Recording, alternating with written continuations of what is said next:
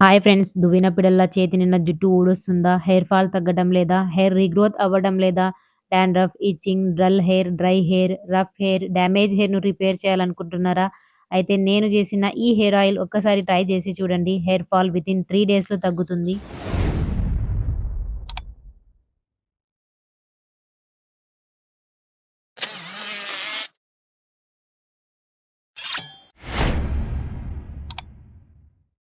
Hi friends. Good morning అండి. ఎలా ఉన్నారు అందరూ?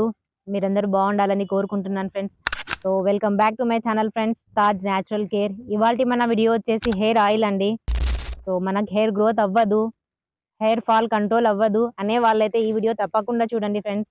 ఎందుకంటే మనము చాలా సార్లు హెయిర్ ఆయిల్ పెట్టేటప్పుడు గానీ, చేసేటప్పుడు గానీ కొన్ని పొరపాట్లు, కొన్ని తప్పులు చేస్తుంటాం. దానివల్ల మనకు హెయిర్ ఫాల్ కంట్రోల్ అవ్వదు అండ్ హెయిర్ రీగ్రోత్ అవ్వదు. ఆ తప్పులేంటి అనేది నేను వీడియో లాస్ట్‌లో చెప్తాను. వీడియోనైతే పూర్తిగా చూడండి. చాలా ఈజీ ప్రాసెస్ అండి. అండ్ హెయిర్ ఆయిల్ పెట్టే సమయంలో ఎప్పుడు గోరువెచ్చని హెయిర్ ఆయిల్ పెట్టాలి. 3-5 మినిట్స్ మసాజ్ అనేది కంపల్సరీ అండి. ఎందుకంటే ఆ మసాజ్ మన బ్లడ్‌లో, మన స్కాల్ప్‌లో బ్లడ్ సర్క్యులేషన్ అనేది మనం పెంచుకుంటే ఒక్కొక్కసారి మనకు బ్లడ్ సర్క్యులేషన్ సరిగ్గా అవ్వదు. సో, అలాంటి టైంలో మన రూట్స్ అనేది వీక్ అయిపోతాయి. సో, అందుకనే హెయిర్ ఫాల్ అయిపోతూ ఉంటుంది. సో, హెయిర్ మసాజ్ అనగానే ఏది అవసరం లేదండి. మన ఫింగర్ టిప్స్ చాలు.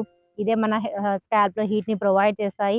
సో, ఆ తర్వాత హెయిర్ ఫాల్ కంట్రోల్ అవుతుంది. హెయిర్ రీగ్రోత్ అవుతుంది. హెయిర్ ఆయిల్ అనగానే మనం మార్కెట్‌లో తీసుకొస్తాం, పెట్టేస్తాం. సో, అలా కాదండి. ఇంట్లో ట్రై చేయండి. కొన్ని న్యాచురల్ ఇంగ్రీడియెంట్స్, పవర్‌ఫుల్ ఇంగ్రీడియెంట్స్ ఉన్నాయి. అవి గనక యాడ్ చేసుకున్నట్లయితే హెయిర్ ఫాల్ కంట్రోల్ అవుతుంది. హెయిర్ రీగ్రోత్ అవుతుంది. అది కూడా ఫాస్ట్ అవుతుంది. సో, తప్పకుండా ఈ వీడియోనైతే చూడండి లాస్ట్ వరకు. కొన్ని వాల్యుబుల్ టిప్స్ చెప్తాను మీకు. సో, పదండి ఫ్రెండ్స్, వీడియోనైతే స్టార్ట్ చేసేద్దాం. ఇవాళ మనం హెయిర్ ఆయిల్ ప్రిపేర్ చేసుకుందాం.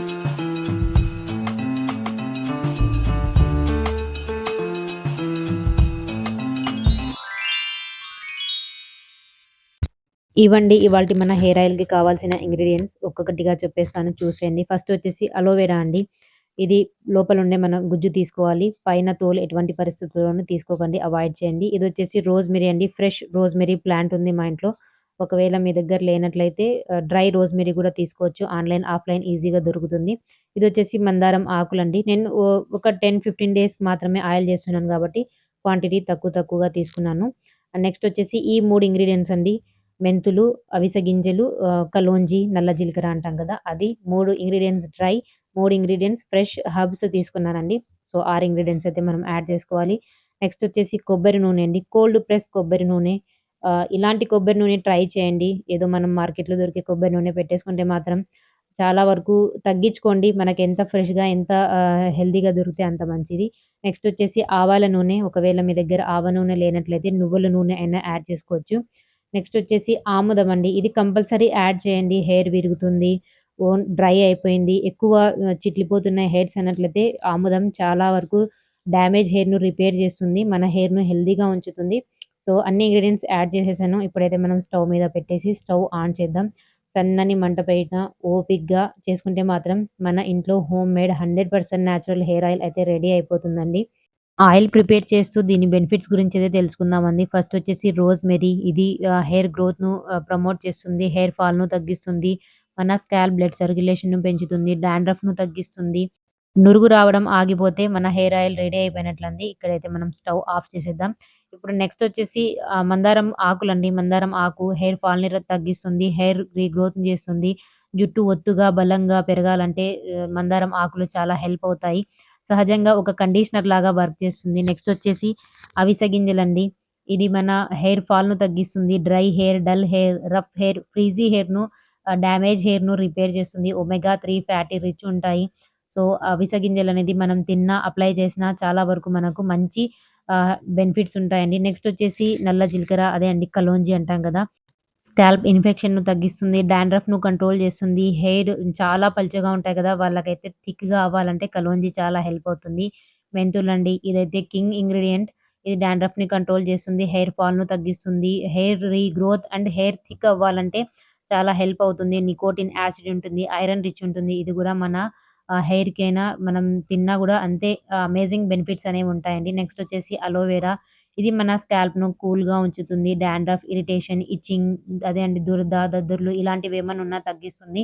మన స్కాల్ప్‌ను హెల్తీగా ఉంచుతుంది. మాయిశ్చర్ లాగుంటుంది. సన్ బర్న్ వల్ల డ్యామేజ్ అయిన హెయిర్‌ని గూడా అలోవెరా అనేది రిపేర్ చేస్తుంది.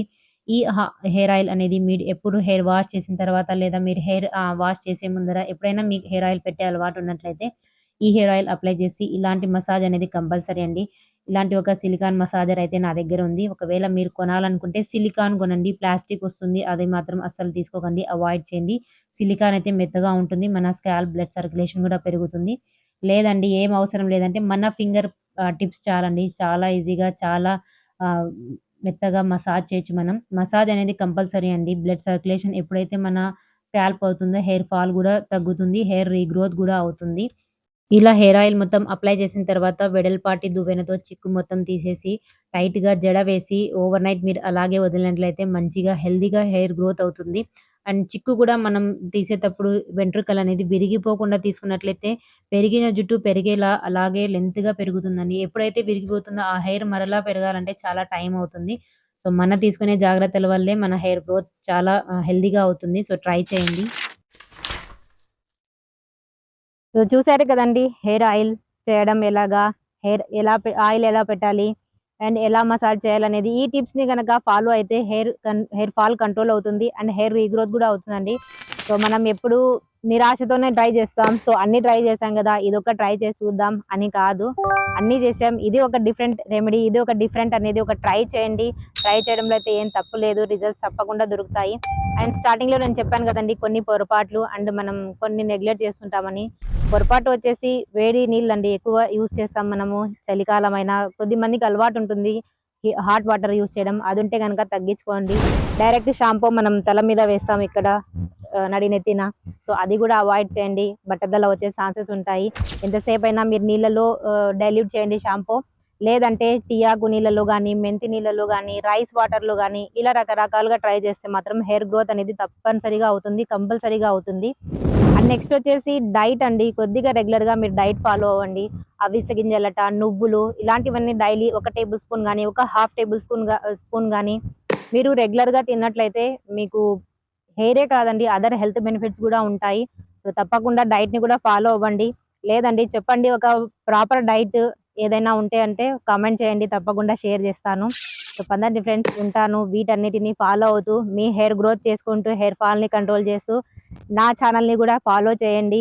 అండ్ మీ ఒక లైక్, మీ ఒక కామెంట్ కోసం ఎదురు చూస్తూ ఉంటాను. అండ్ తప్పకుండా నా ఛానల్‌ని మీ ఫ్యామిలీ అండ్ ఫ్రెండ్స్‌తో తప్పకుండా షేర్ చేసుకోండి. So, bye friends. Thanks for watching. Have a nice day. Stay connected with me.